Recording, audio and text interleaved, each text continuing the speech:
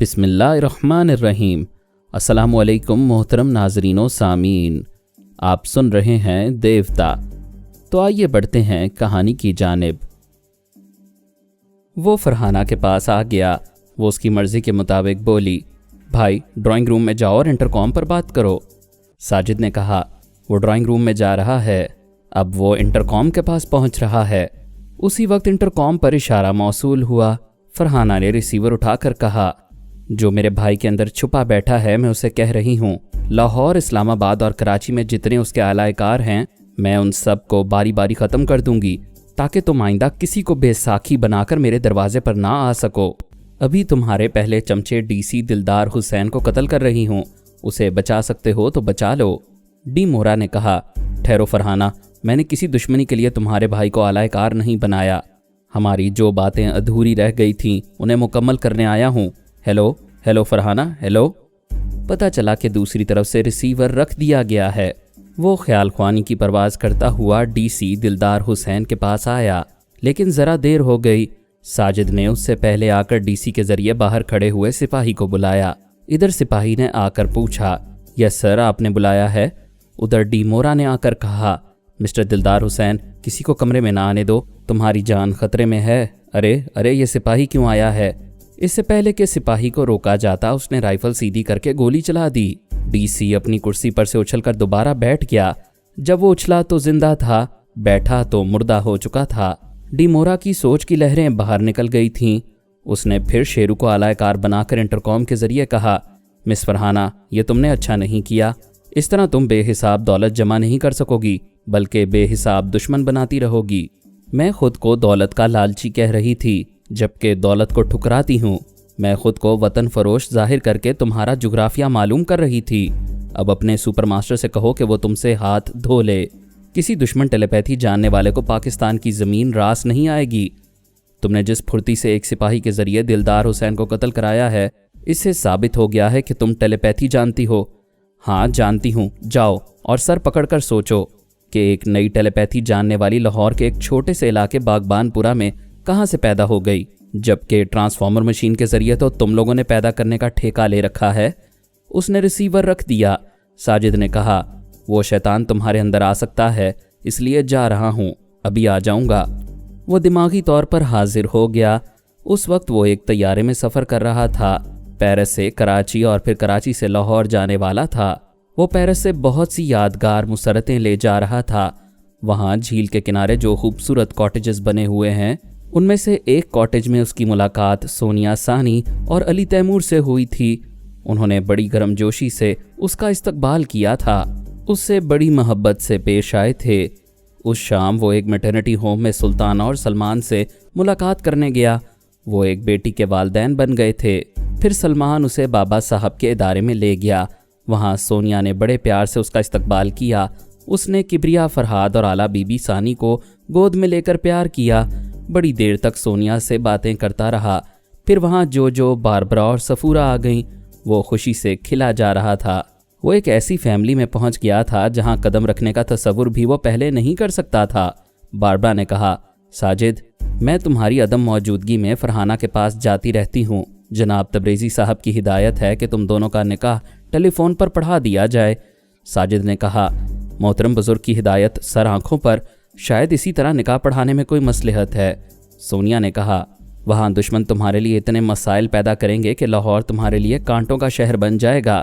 اس شہر کو پھولوں کی سیج بنا کر یہاں سے جاؤ، وہاں تمہیں نکاح پڑھانے کی بھی فرصت نہیں ملے گی۔ وہ سونیا، سلمان، جو سفورہ اور باربرا کے ساتھ جناب تبریزی صاحب کے حجرے میں آیا۔ ان کی قدم بوسی کی، اسے ایک نئی زندگی دینے کا شکریہ ادا کیا۔ پھر آمنہ فرہاد کو مؤدبانہ سلام کر کے عقیدت سے اس کے ہاتھ کو بوسہ دیا۔ جناب تبریزی صاحب نے فرمایا، کوئی کسی کو مسلمان، عیسائی اور یہودی نہیں بناتا۔ اللہ تعالیٰ جسے ہدایت دیتا ہے اسے راستی اور تعمیری راستہ ملتا رہتا ہے۔ میری دعا ہے کہ تمہیں ایسے ہی سچائی اور نیکی کے راستے ملتے رہیں اور گمراہی تم سے دور رہے۔ لاہور میں فرحانہ سے ٹیلی فون کے ذریعے رابطہ قائم ہو گیا۔ جناب تبریزی صاحب نے اسے بھی دعائیں دیں، اس کے والدین سے گفتگو کی، ان سے نکاح کی اجازت لے کر فرحانہ اور ساجد کو ازدواجی رشتے میں منسلک کر دیا۔ ایسے وقت اس کے بھائی شیرو کو اس کی کوٹھی سے دور رکھا گیا۔ آمنہ فرحاد نے کہا۔ فرحانہ، اس وقت ہمارے تمام ٹیلیپیتھی جاننے والے تمہارے پاس موجود ہیں، تمہارے والدین بھی ہیں۔ دشمن آئندہ شیرو کو اعلی کار بناتے رہیں گے، اس لیے اسے تمہاری شادی کے وقت دور رکھا گیا ہے۔ سونیا نے ٹیلی فون کے ذریعے فرحانہ کو مبارکباد دی، پھر مشورہ دیا، کچھ عرصے کے لیے خاموشی سے لاہور چھوڑ کر اسلام آباد چلی جاؤ، اپنے بھائی اور والدین کو بھی کہیں دوسری جگہ منتقل کر دو۔ علی تیمور اور صفورہ نے بھی اسے ٹیلی فون کے ذریعے مبارکباد دی۔ باقی ٹیلیپیتھی جاننے والی لڑکیاں اس کے پاس آتی رہیں اور اسے چھیڑ چھاڑ کرتی رہیں۔ اسی صبح ساجد ایک طیارے میں لاہور کے لیے روانہ ہو گیا۔ ابھی سفر جاری تھا، وہ آرام سے اپنی سیٹ پر بیٹھا، کبھی میرے تمام فیملی ممبران کو یاد کر رہا تھا اور کبھی چشم تصور سے فرحانہ کو دلہن کے روپ میں دیکھ رہا تھا۔ ڈی مورا دماغی طور پر حاضر ہو کر سوچ میں پڑ گیا کہ پاکستان میں ایک نئی ٹیلیپیتھی جاننے والی کہاں سے پیدا ہو گئی۔ کیا اسے یہ علم قدرتی طور پر حاصل ہوا ہے یا وہ کوئی امریکی لڑکی ہے جو ٹرانسفارمر مشین کے ذریعے علم حاصل ہونے کے بعد پاکستان پہنچی ہوئی ہے؟ ماضی میں ٹرانسفارمر مشین کے ذریعے کئی لڑکیوں نے یہ علم حاصل کیا تھا، پھر ان میں سے کوئی اپنے ملک میں نہیں رہی، سب وہاں سے چلی گئی تھیں۔ کچھ مر چکی تھیں، کچھ ایسی تھیں جن کے مرنے جینے کی کوئی رپورٹ نہ تھی۔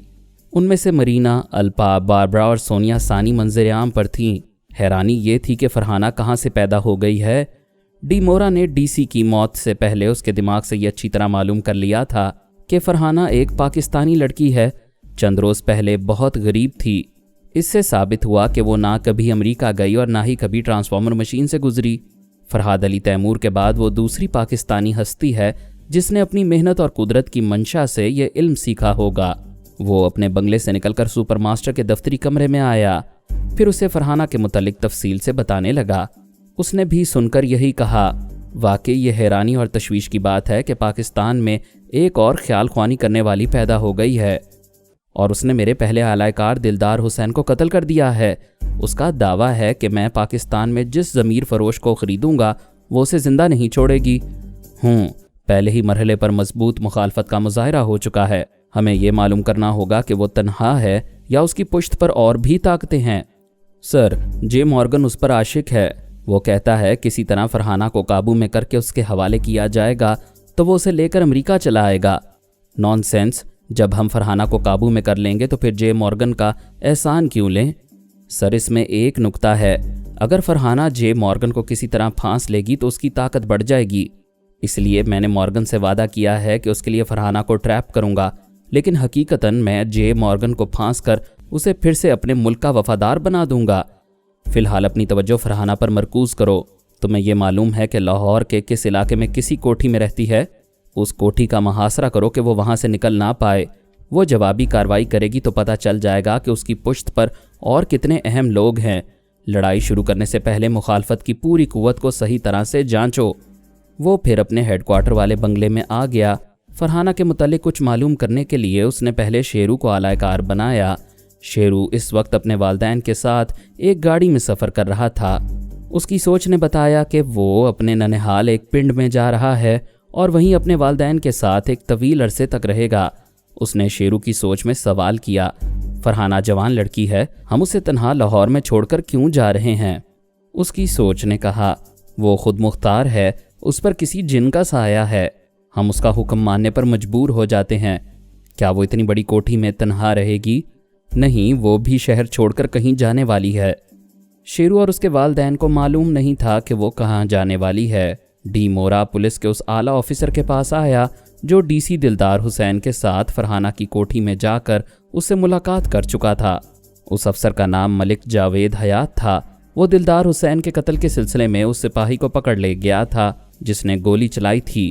وہ بیچارہ قسمیں کھا رہا تھا کہ اس نے ہوش و حواس میں رہ کر ایسا نہیں کیا۔ گولی چلانے کے بعد اسے ہوش آیا اور پتہ چلا کہ اس نے اپنے ڈی سی کو مار ڈالا ہے۔ اس کے بیان پر کوئی یقین نہیں کر رہا تھا۔ ڈی مورا نے اعلیٰ آفیسر سے کہا، مسٹر ملک، یہ درست کہہ رہا ہے۔ ملک جاوید حیات نے اپنے سر کو تھام کر سوچا، یہ میرے اندر کیسی آواز آئی ہے جیسے کوئی بول رہا ہو؟ ہاں، میں بول رہا ہوں، میرا نام ڈی مورا ہے۔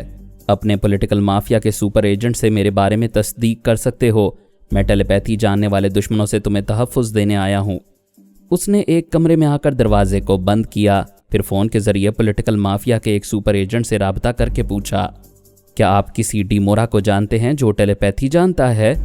ہاں، وہ ہماری مدد کرنے کے لیے پاکستان آیا ہے، اس کے احکامات کی تعمیل کرو۔ اس نے ریسیور رکھ دیا۔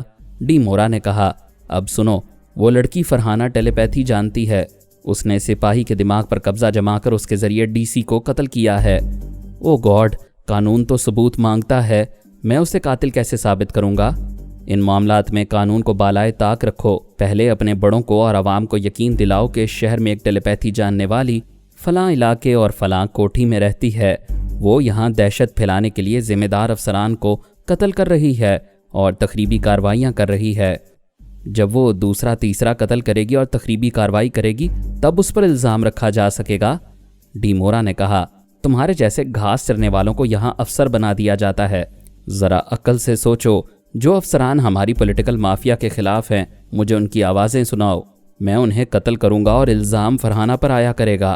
ایسی دوا ساز کمپنیوں کے مالکان کا نام بتاؤ جو ڈرگ مافیا کا مال ریفائن کرنے سے انکار کرتے ہیں، ان کی فیکٹریوں میں بم کے دھماکے ہوں گے اور یہ تخریب کاری فرحانہ کے نام جائے گی۔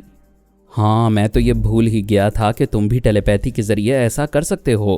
تم ہماری مدد اور تحفظ کے لیے آئے ہو، اس لیے اتنا یقین دلا دو کہ وہ مجھے بلیک میل نہیں کرے گی، کیونکہ وہ میرا کچا چٹھا جانتی ہے۔ تم 2-4 دنوں کے لیے چھٹی پر رہو اور مجھے اس افسر کے دماغ میں پہنچا دو جو تمہارا مخالف ہے اور ہماری مافیا والوں کے خلاف کارروائیاں کرتا ہے۔ اس نے کہا، ایک ڈی ایس پی محمد اقبال ہے، وہ ہم جیسے پولیس افسران کا محاسبہ کرتا رہتا ہے، نہ رشوت لیتا ہے اور نہ ہی رشوت لینے دیتا ہے۔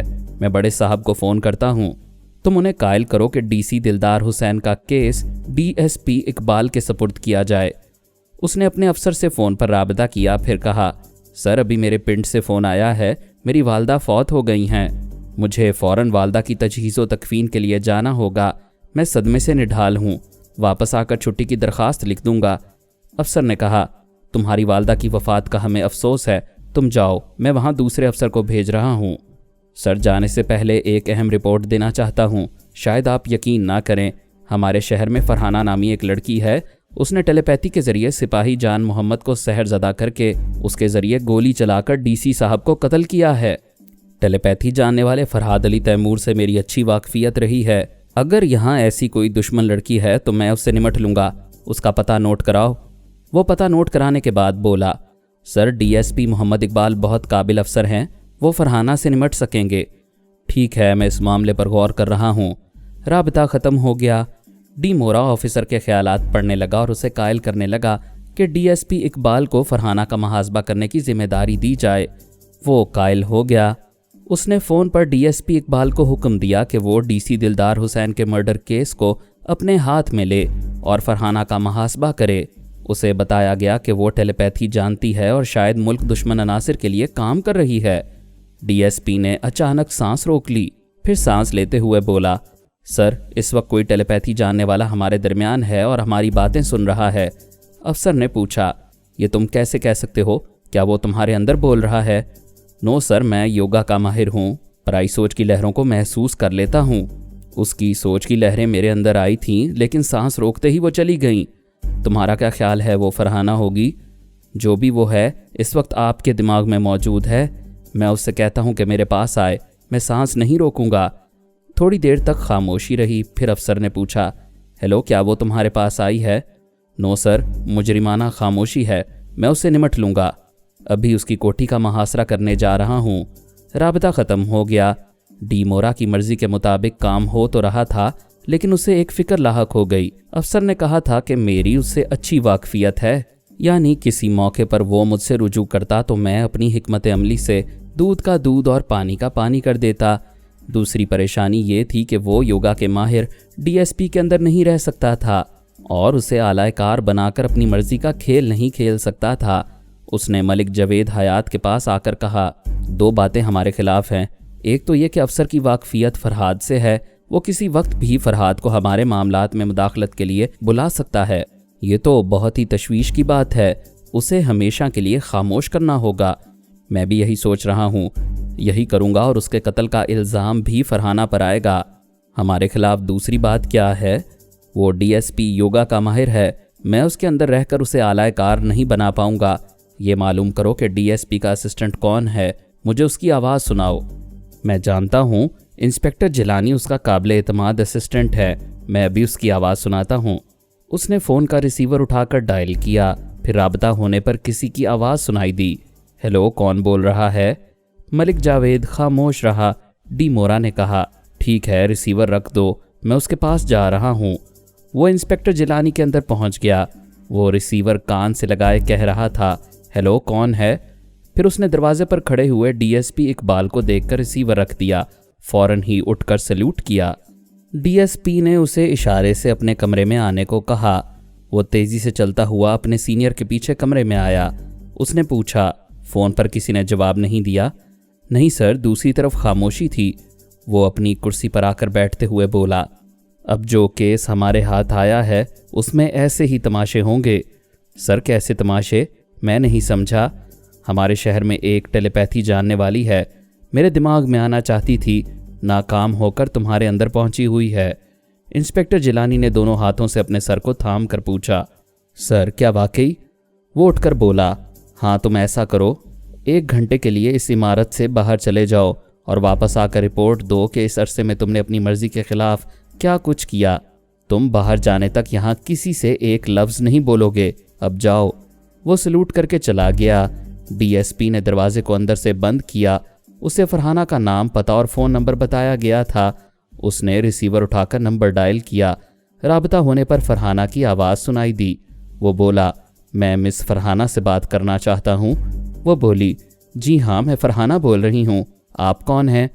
تعجب ہے، آپ مجھے نہیں جانتی؟ ابھی آپ نے میرے اندر آنے کی کوشش کی تھی اور ابھی یہ فون اٹینڈ کرنے سے پہلے میرے اسسٹنٹ کے اندر پہنچی ہوئی تھیں۔ مسٹر، آپ غلط سمجھ رہے ہیں، آخر آپ کون ہیں؟ پہلی بار میں نے سانس روک لی، وعدہ کرتا ہوں اب نہیں روکوں گا۔ میرے دماغ میں آ کر معلوم کرو کہ میں کون ہوں۔ وہ تھوڑی دیر تک سوچ میں پڑ گئی، پھر بولی، کیا آپ سنجیدگی سے کہہ رہے ہیں کہ تھوڑی دیر پہلے کوئی آپ کے اندر آیا تھا یا آئی تھی؟ تمہارا یہ سوال کہہ رہا ہے کہ تم اس سلسلے میں انجان ہو یا انجان بن رہی ہو۔ اگر آپ کوئی ذمہ دار شخص ہیں تو میں آگے بات کروں گی، ورنہ فون بند کر دوں گی۔ میں ڈی ایس پی محمد اقبال ہوں، کیا مجھے ایک ذمہ دار شخص تسلیم کرتی ہو؟ سبھی پولیس والے اپنی ذمہ داریوں کا احساس نہیں کرتے۔ اگر آپ واقعی ایک محب وطن پولیس آفیسر ہیں تو میں آپ کی بہن بن کر خدا کو حاضر و ناظر جان کر کہتی ہوں کہ پہلی بار آپ کی آواز سن رہی ہوں۔ اس سے پہلے نہ آپ کے دماغ میں آئی تھی اور نہ ہی آپ کے کسی اسسٹنٹ کو جانتی ہوں۔ کیا ایک بہن کی زبان سے بھائی کے چند سوالوں کے جواب دو گی؟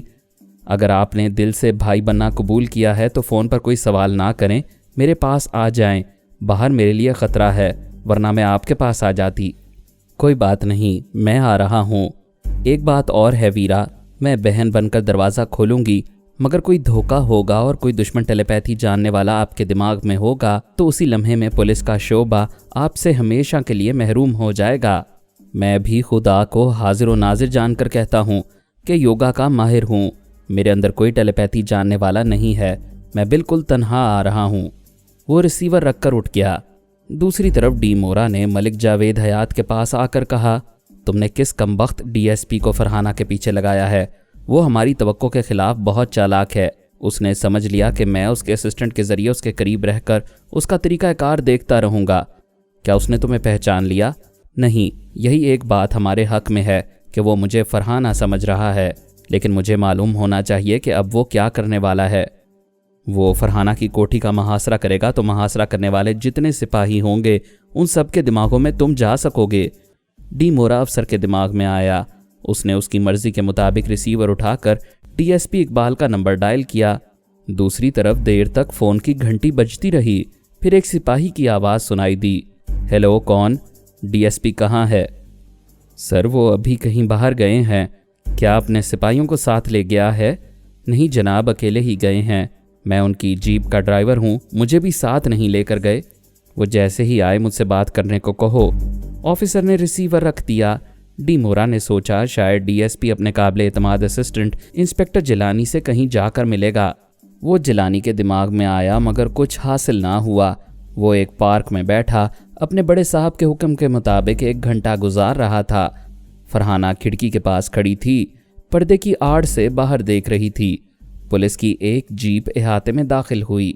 اس میں ایک ہی افسر بیٹھا ہوا خود ڈرائیو کرتا آ رہا تھا۔ وہ جیپ پورچ میں آ کر رکی تو اس نے دروازہ کھول دیا۔ ڈی ایس پی نے اندر آ کر اس کے ہاتھوں میں ریوالور دیکھا، پھر مسکرا کر کہا، میں وردی میں ہوں مگر ہتھیار جیپ میں چھوڑ کر آیا ہوں تاکہ تم پوری طرح مجھ پر بھروسہ کر سکو۔ وہ جواباً مسکرا کر بولی، شکریہ، پلیز آپ دروازے کو اندر سے بند کر دیں۔ وہ دروازے کو بند کرنے کے بعد اطمینان سے چلتا ہوا ایک صوفے پر آ کر بیٹھ گیا، پھر بولا، اگر تم اپنے ریوالور سے مجھے زخمی کرو گی تو تمہیں دماغ میں جگہ مل جائے گی۔ آپ زبان کے سچے ہیں، واقعی بھائی بن کر آئے ہیں، میں آپ سے کوئی بات نہیں چھپاؤں گی۔ سچ بات یہ ہے کہ میں ٹیلیپیتھی نہیں جانتی ہوں، یہ علم میرے مجازی خدا جانتے ہیں۔ وہ صاحب کہاں ہیں؟ میرے اندر ہیں، آپ کے پاس آنا چاہتے ہیں، کیا آپ اجازت دیں گے؟ بے شک، بہن کے لیے دل کا دروازہ کھولا ہے، بہنوئی کے لیے دماغ کا دروازہ کھلا ہوا ہے۔ تو پھر آپ لوگ باتیں کریں، میں چائے بنا کر لاتی ہوں۔ وہ چلی گئی۔ ساجد نے اس کے اندر آ کر سلام کیا۔ اس نے جواب دیا، وعلیکم السلام۔ ساجد نے کہا، میرا نام ساجد علی ہے، میرا سابقہ نام ایون راسکا تھا اور میں عیسائی تھا۔ میں نے جناب علی اسد اللہ تبریزی سے اسلام قبول کیا ہے۔ شاید آپ جانتے ہوں کہ یہ بابا صاحب کے ادارے کے ایک کامل بزرگ ہیں، میں نے ان کا ذکر سنا ہے۔ فرحاد علی تیمور صاحب کے حوالے سے اس ادارے کو جانتا ہوں اور آپ کو دین اسلام قبول کرنے پر مبارکباد دیتا ہوں۔ ساجد اپنے اور فرحانہ کے مختصر حالات سنانے لگا۔ اس دوران وہ ایک ٹرالی میں ناشتہ اور چائے لے آئی۔ ڈی ایس پی نے ایک بسکٹ اٹھا کر اسے دانتوں سے تھوڑا سا کاٹ کر چباتے ہوئے پوچھا، اچھا تو تم وہ دلہن ہو جس نے ابھی تک اپنے دلہا کو نہیں دیکھا؟ وہ شرمانے لگی۔ وہ بولا، تم کتنی معصوم اور مہذب ہو، شرمانے کی بات پر بے اختیار شرما رہی ہو اور اس کوٹھی کے باہر تمہیں دہشت گرد سمجھا جا رہا ہے۔ فرحانہ نے کہا، میں نے اور ساجد نے اس ٹیلیپیتھی جاننے والے کو دوستی کا جھانسا دے کر اس سے حقیقت اگلوائی ہے۔ اس کا تعلق امریکہ سے ہے، اس کا نام ڈی مورا ہے۔ وہ پاکستان کے پرامن ایٹمی پروگرام اور کشمیر کے مسئلے کو کھٹائی میں ڈالنے آیا ہے۔ وہ ایک سپر پاور کا ٹیلیپیتھی جاننے والا ہے، یقیناً بہت با اختیار اور وسیع ذرائع کا مالک بن کر آیا ہوگا۔ ڈی ایس پی نے کہا، ہمارے ملک کے خلاف بڑی گہری سازشیں ہو رہی ہیں اور ایسی سازشوں میں ہمارے ملک کے بڑے بڑے لالچی عہدیدار شریک رہتے ہیں۔ یہ میری خوش قسمتی ہے کہ مجھے تمہاری جیسی بہن اور ساجد صاحب جیسا ٹیلیپیتھی جاننے والا محب وطن پاکستانی مل گیا ہے۔ ہم سب مل کر ان کی سازشوں کو ناکام بنانے کی کوشش کریں گے۔ ساجد نے کہا، ابھی ہمارا مسئلہ یہ ہے کہ فرحانہ یہاں محفوظ نہیں۔ میں رات کے 8 بجے تک یہاں پہنچنے والا ہوں۔ میں بھی اس کوٹھی میں داخل ہونے کے بعد باہر نہیں نکل پاؤں گا۔ باہر پولیس والے کھڑے ہیں، ڈی مورا ان سب کو آلائے کار بنا کر حملے کر سکتا ہے۔ تم دونوں کو اسی طرح روپوش رہنا چاہیے کہ کوئی دشمن تمہارے سائے تک نہ پہنچ سکے۔ فرحانہ نے کہا، اس کا ایک ہی راستہ ہے کہ میں ساجد کے آنے سے پہلے ہی یہ کوٹھی، یہ شہر چھوڑ دوں، پھر میں جہاں جا کر روپوش ہوں گی وہاں ساجد پہنچ جائیں گے۔ تو پھر یہاں سے چلنے کی تیاری کرو، اپنا مختصر سا ضروری سامان لے آؤ، تب تک میں ساجد سے باتیں کر رہا ہوں۔ وہ وہاں سے اٹھ کر چلی گئی۔ ڈی ایس پی نے کہا، ڈی مورا میرے اندر آنے کی کوششیں کر رہا تھا اور میں اسے فرحانہ سمجھ رہا تھا۔ بہرحال اب وہ معلوم کرتا پھر رہا ہوگا کہ میں کہاں ہوں اور کیا کر رہا ہوں۔ یعنی وہ ناکامی کی صورت میں تمہارے بڑے افسران کو اعلی کار بنا کر یہاں لا سکتا ہے اور فرحانہ کا راستہ روک سکتا ہے۔ ہاں، وہ ایسا کر سکتا ہے، ہمیں اس کی مصروفیات کا کچھ علم ہونا چاہیے۔ اچھی بات ہے، میں ابھی آتا ہوں۔ جب تک میں لائن کلیئر نہ کروں فرحانہ کو کوٹھی سے باہر نہ لے جانا۔ وہ ڈی ایس پی کے دماغ سے نکل کر ڈی مورا کے پاس آیا۔ اس نے سانس روک لی۔ وہ چند سیکنڈ کے بعد دوبارہ آ کر بولا، سانس نہ روکنا، میں جے مورگن ہوں۔ مسٹر جے مورگن، تم کہاں رہ گئے تھے؟ میں نے سپر ماسٹر کو تمہارے مختصر حالات بتائے ہیں، وہ تمہاری واپسی پر بہت خوش ہے۔ ہمارے درمیان رابطے کے لیے کوئی کوڈ ورڈز مقرر ہونے چاہیے۔ میں تم سے رابطہ کرنے کے لیے ڈی سی دلدار حسین کے پاس گیا تھا، پتہ چلا کہ اس کا دماغ مردہ ہو چکا ہے۔ تمہارے جانے کے بعد اس کمبخت فرحانہ نے بڑی چلاکی سے اسے قتل کر دیا تھا۔ ساجد نے کہا، میں تمہارے اندر اتنی ہی دیر رہنے کی مہلت چاہتا تھا، تم نے یہ مہلت دے دی۔ یہ کہتے ہی اس نے دماغ کو زبردست جھٹکا پہنچایا۔ پورے دماغ کی دنیا میں زلزلہ آ گیا۔ وہ اپنے بنگلے کے ایک صوفے سے اچھل کر چیخیں مارتا ہوا فرش پر گرا، پھر تکلیف کی شدت سے تڑپنے لگا۔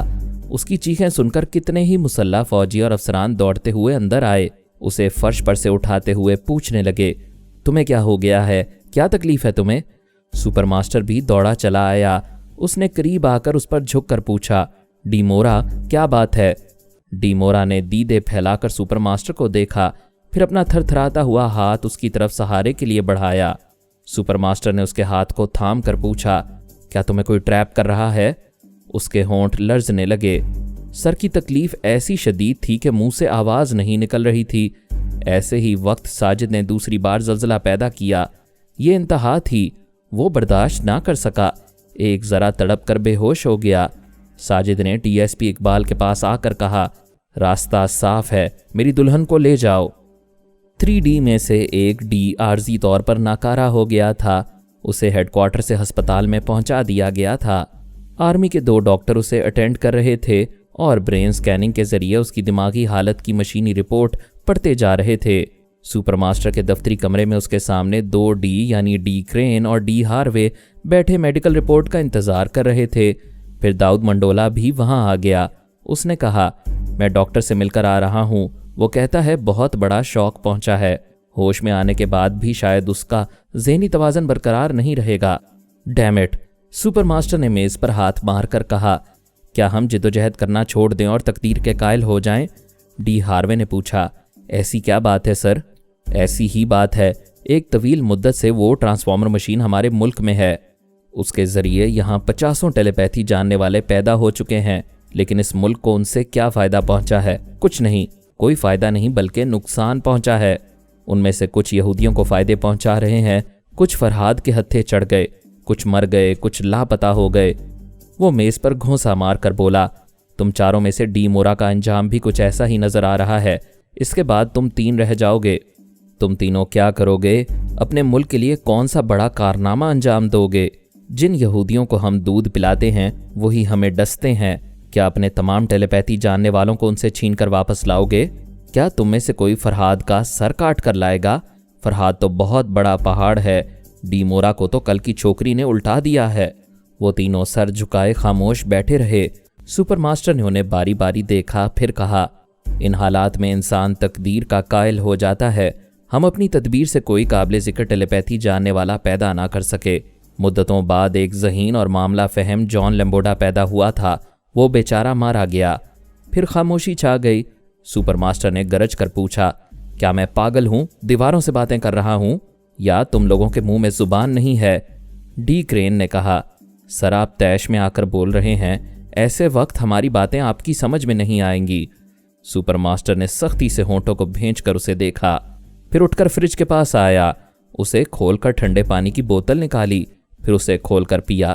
اس کے بعد بولا، اب میں تیش میں نہیں ہوں، میرا دماغ ٹھنڈا ہو گیا ہے، اب بولو۔ ڈی کرین نے کہا، سر ہمیں اپنی ناکامیوں کے اسباب کو سمجھنا چاہیے۔ ڈی ہاروے نے کہا، جو ٹیلی پیتھی جاننے والے اسرائیل میں ہیں وہ ہماری ہی مشین کی پیداوار ہیں، وہ سب یہاں سے گئے ہیں، پھر کیا بات ہے کہ وہ یہاں کچھ نہ کر سکے اور وہاں اچھی کارکردگی کا مظاہرہ کر رہے ہیں؟ یہی تو میں پوچھ رہا ہوں، ہمارے لوگ دوسروں کے غلام بن کر رہنا کیوں گوارا کرتے ہیں؟ داؤد منڈولا نے کہا، یہی بات آپ غلط سمجھ رہے ہیں، وہ یہاں سے ٹریپ ہو کر جاتے ہیں لیکن کسی کے غلام نہیں رہتے۔ فرہاد اور اس کے ٹیلی پیتھی جاننے والوں نے ہمارے جتنے لوگوں کو ٹریپ کیا بعد میں انہیں آزاد چھوڑ دیا۔ آپ ایک بھی مثال ایسی نہیں دے سکتے کہ وہاں اب تک کوئی غلام بن کر رہا ہو۔ ٹھیک ہے، لیکن اسرائیلی حکام کیا ان کے برین واش کر کے انہیں یہودی نہیں بناتے ہیں؟ بناتے ہیں، مگر کام کرنے کی آزادی دیتے ہیں، انہیں 4 دیواری اور ہیڈ کوارٹر میں قید نہیں کرتے۔ ہم قید رہ کر صرف سوچ کی لہروں کے ذریعے اپنے اعلی کار کو سمجھتے ہیں اور اعلی کار سے حاصل ہونے والی معلومات پر بھروسہ کرتے ہیں۔ داؤد منڈولا نے کہا، اس کے برعکس وہ ٹیلی پیتھی جاننے والے مختلف بھیس میں دوستوں اور دشمنوں کے آس پاس رہتے ہیں اور ان کے عمل اور رد عمل کو اپنی آنکھوں سے دیکھتے ہیں، سمجھتے ہیں، پھر ان حالات کے مطابق بر وقت فیصلہ کر کے جوابی کارروائی کرتے ہیں۔ سپر ماسٹر نے پوچھا، کیا تم تینوں آزادی حاصل کرنے کی قسم کھا کر آئے ہو؟ داؤد منڈولا نے کہا، آپ غصے میں جو سوالات کر رہے تھے ہم اس کا مدلل جواب دے رہے ہیں۔ آپ لوگوں کا یہ خیال نہایت ہی ناقص ہے کہ ہم ہیڈ کوارٹر میں قید رہ کر دشمنوں سے محفوظ رہ سکیں گے۔ کیا آپ نے ڈی مورا کو دشمنوں سے بچا لیا ہے؟ ڈی کرین نے کہا، فرہاد اور اس کے ٹیلی پیتھی جاننے والی عورتیں ساری دنیا میں گھومتی ہیں، انہیں آج تک کسی نے ٹریپ نہیں کیا۔ ڈی ہاروے نے کہا، آپ کہیں گے فرحاد کی اسٹیبلشمنٹ میں بڑی پختگی ہے، لیکن شیتارا کے آگے پیچھے کوئی حفاظتی دیوار نہیں، پھر وہ کیسے آج تک آزادی سے دنیا گھومتی ہوئی زندگی گزار رہی ہے؟ کوئی اسے پکڑ کر کیوں نہیں لے جاتا؟ کیا پکڑنے والے شیتارا سے زیادہ ہمیں حسین سمجھتے ہیں؟ ابھی آپ نے فرمایا تھا کہ اس ملک میں جان لیمبوڈا نے کارنامے انجام دیے ہیں، تو پھر غور کریں اسے کس طرح ہر معاملے میں آزادی دی گئی تھی۔ وہ بھی دنیا گھومتا تھا اور کھلے ذہن سے کام کر کے ہمارے ملک کو فائدے پہنچاتا تھا۔ سپر ماسٹر نے ایک گہری سانس لے کر کہا، تم تینوں کے دلائل بہت مضبوط ہیں، میں اعلیٰ افسران سے اس سلسلے میں گفتگو کروں گا۔ ڈی کرین نے کہا، آپ میری طرف سے یہ بھی کہہ دیں کہ میں ڈی مورا کی طرح ناکامی کا الزام نہیں اٹھاؤں گا، اس سے بہتر ہے کہ میرے ذہن سے ٹیلی پیتھی کا علم واش کر دیا جائے۔ ڈاکٹر محمد انیب سلیمی کے ساتھ مزید اقساط سننے کے لیے ہمارے چینل کا سبسکرائبر بنیں اور ساتھ ہی بیل آئیکن کو کلک کریں تاکہ آپ کو ہر آنے والی نئی ویڈیو کے متعلق نوٹیفیکیشنز ملتی رہیں۔ ہماری ویڈیوز کو لائک اور شیئر کریں اور ہمیں اپنی دعاؤں میں یاد رکھیے گا۔ ISI اور پاک آرمی زندہ باد، پاکستان پائندہ باد۔ ہم پھر ملیں گے انشاءاللہ ایک نئی قسط کے ساتھ، تب تک کے لیے اللہ حافظ۔